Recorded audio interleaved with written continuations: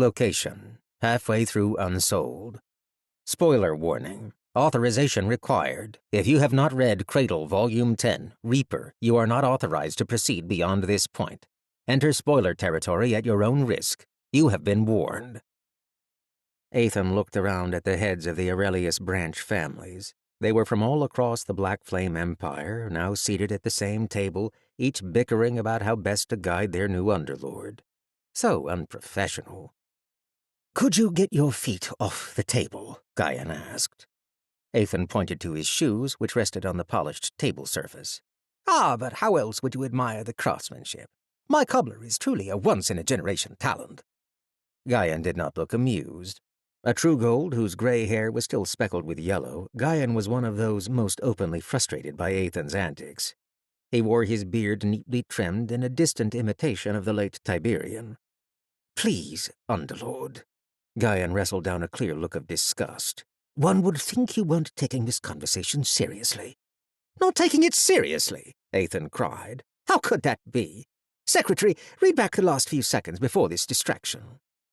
The other graying men and women around the table looked to one another, confused. There was no secretary. From behind his father's shoulder, Cassius sighed and stepped forward. As expected, Cassius understood him. "Answering the Underlord," Cassius said stiffly, "we were discussing the price of exporting soap in the southern jungles and whether we might consider another supplier." "And what was the conclusion of this esteemed council?" "That the prices haven't changed, so we should stay with our current supplier." Ethan clicked his shoes together. "Riveting stuff. Truly a valuable use of our time.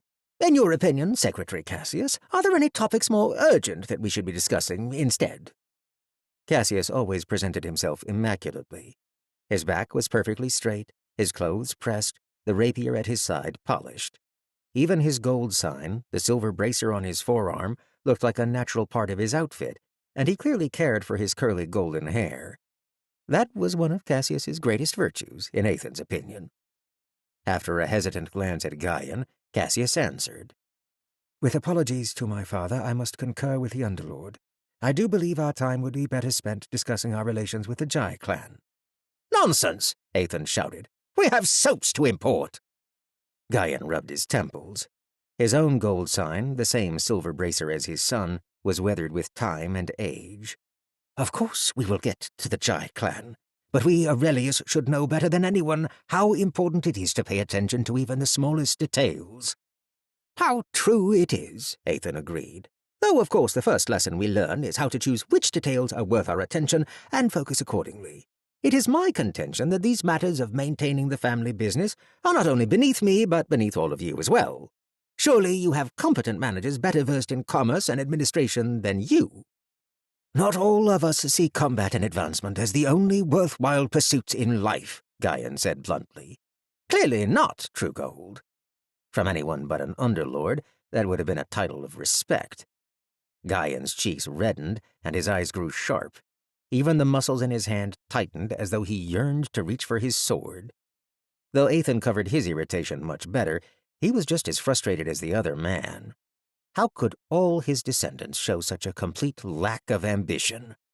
If Guyan Aurelius had been the only one to value the mundane prosperity of the family over all else, Ethan wouldn't have minded. He might have even admired the man. There was nothing wrong with providing for the clan, and certainly Ethan didn't believe that everyone belonged on the battlefield. But no one? Really? Cassius gave Ethan a disapproving look, which did make Ethan feel guilty. Cassius was a descendant he could be proud of, though not one he could ever ascend with. Ethan held up a hand. "My words were spoken in haste, Guyan, and I do apologize. I appreciate the years you have dedicated to the good of the clan. My frustration comes from my shared desire to see our family prosper." "Thank you, Underlord." The other family heads around the table murmured their agreement as well, though Ethan cared much less about them. Cassius nodded approval to Ethan, which made Ethan crack a grin. Here he was, hoping for the good opinion of his great-great-great etc. grandson. "Our relations with the Jai clan have strained even further recently," Cassius reported. "Clearly they believe Underlord Ethan plans to supplant their position as one of the great clans of the Empire." Ethan had much grander plans than that. "The lowly secretary speaks the truth," Ethan said. Jai Daisho has a few years left at most, and no likely successors. He's vulnerable, and he knows it. This is our chance." An old true gold woman responded, her spiderweb gold sign curled around her shoulders like a cape. "Surely we should be making moves to assure the great Jai clan that we are no threat," Osmantha Aurelius said. Quite an unfortunate name she had. "Before that, Underlord," Guyan began, "I must request that you stop referring to Cassius as a lowly secretary. He is my son, and was the heir to the Black Flame Aurelius family before your appearance. He is due at least a modicum of respect." "Are we not all janitors?" Ethan asked. "I don't mind, Father," Cassius said with a sigh. "This is how the Underlord expresses affection." "See, Cassius understands, as expected of my beloved younger brother." "I'm not your brother," Cassius responded automatically. His father spoke at the same moment. "He's not your brother." "I sense that I have struck a tender nerve, so let's stick to safer topics. What actions have the Jai clan taken against us?" "Nothing too aggressive," Guyan responded. "To begin with, Jai Daisho made several public comments in an audience with the Emperor that—" Osmantha put her teacup down. "That the state of cleanliness in Serpent's Grave had begun to slip. Nothing overt, but they were clearly aimed at us." A chill traced a finger down Ethan's spine. He slid his legs off the table and leaned forward. "What just happened?" Ethan asked quietly. The golds around the table stared at him. "Did you see something, Underlord?" Guyan asked. He extended his own bloodline sensors out past the building, looking for whatever had disturbed Ethan. That chilled Ethan further. He met Cassius's eyes, and the young man looked like he was expecting some kind of trick. "Cassius, did you feel anything strange a moment ago?" "Like what? Anything that caught your attention. Déjà vu, a sudden sense of exhaustion, a feeling that you have forgotten something important." Cassius stroked his chin, taking the question seriously, but Guyan sighed. "Can we stay on topic, Underlord?" "Quiet!" Ethan commanded, and this time there was some osmanthus in his voice. A shudder passed through everyone in the room except Ethan. Cassius straightened. "I'm sorry, I didn't notice anything strange, but perhaps one of the true gold." Ethan scanned their faces quickly using his bloodline. Some were disturbed by his sudden serious turn, others were trying to figure out if they had seen anything, and others were suspicious that this might be one of his jokes. He couldn't read their minds, but he could read every twitch of their muscles, and that was enough. They hadn't felt anything. That was bad news. Ethan stood and looked off to the west. Someone had rocked the cradle. Had they found him? No, that didn't make sense. If they had, they wouldn't have aimed so far to the west.